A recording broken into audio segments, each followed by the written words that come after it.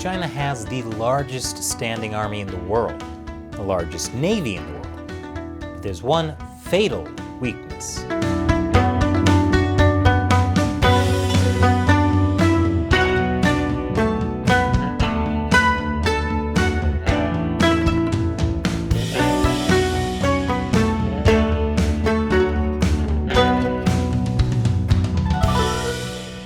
Welcome to China Uncensored. I'm Chris Chappell. The Chinese Communist Party's military is full of bravado. Over the years, it's become much more aggressive. Chinese leader Xi Jinping has repeatedly told the People's Liberation Army to be ready for war. I mean, sure, you don't want your army to not be ready for war, but Xi Jinping says it a lot. Meanwhile, Chinese jets are flying more and more frequently over Taiwan's air defense identification zone. There's been a massive buildup of military equipment in the South China Sea, and China now has the largest navy in the world. The Chinese Communist Party hopes it can convince the world a fight against it would be so hopeless that Taiwan may as well just surrender. However, the People's Liberation Army has a major weakness. Their soldiers. A combination of low morale, inexperience, and poor equipment is hobbling the PLA, which is why the Communist Party is terrified of putting it to the test. So the Chinese Communist Party's military is not all it's cracked up to be. One of its biggest Achilles heels is low troop morale.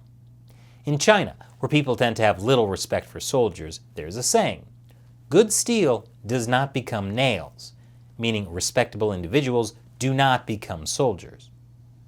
That view is even more of a burden for Chinese soldiers because of the decades-long one-child policy. Over 70% of Chinese soldiers are only children. So if you're a parent and your son dies in combat, that's not just the loss of a child. It could be the loss of your entire family line. On top of that, Confucian values still have a strong pull in Chinese society. Children are expected to take care of their parents in their old age.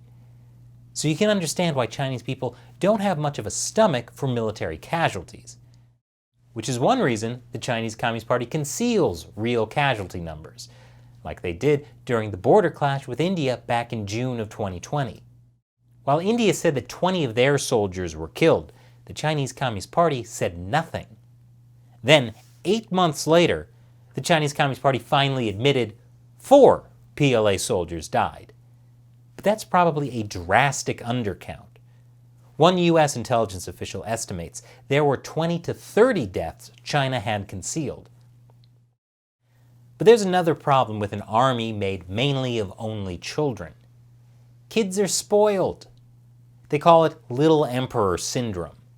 And China's military worries that its only child recruits are wimps, which is one reason the Chinese regime has been leading a push to make boys more manly.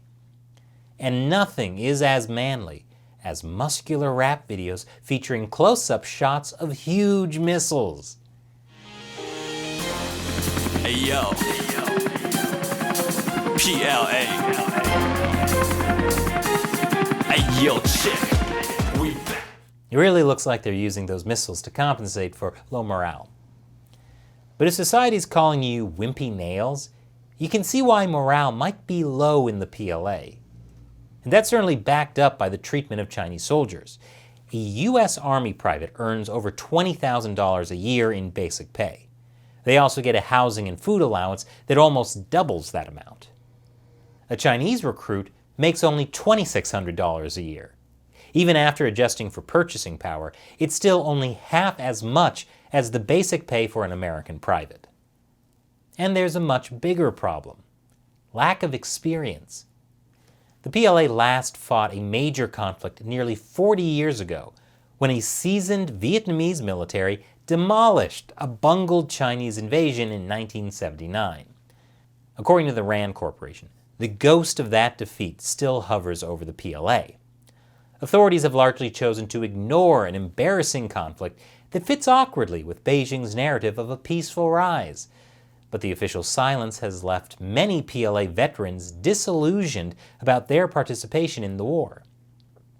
Not only that, but the few combat veterans who remain in service will all retire within the next few years, which means the military will soon have no personnel with first-hand combat experience.